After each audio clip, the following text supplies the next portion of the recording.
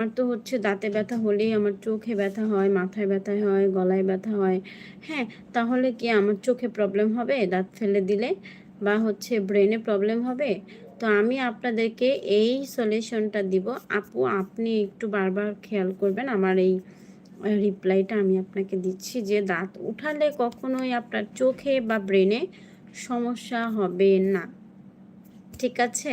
হ্যাঁ, ব্যথা হতে পারে। কারণ হচ্ছে পেইন যেমন দাঁতের সাথে আমাদের অ্যাডজাস্ট সবকিছু না?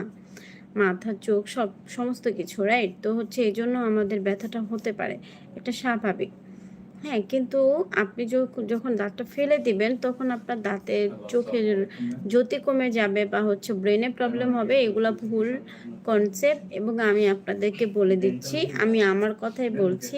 আমি কিন্তু আমার ২ টা দাঁত ফেলে দিয়েছিলাম। তখন বুঝতে পারিনি, ছোট ছিলাম। তবে আমার দাঁতের অবস্থা অনেক বেশি খারাপ ছিল। দেন ডক্টর আমাকে ফেলে দিতে বলে। আমি অন্য ডক্টরকে তখন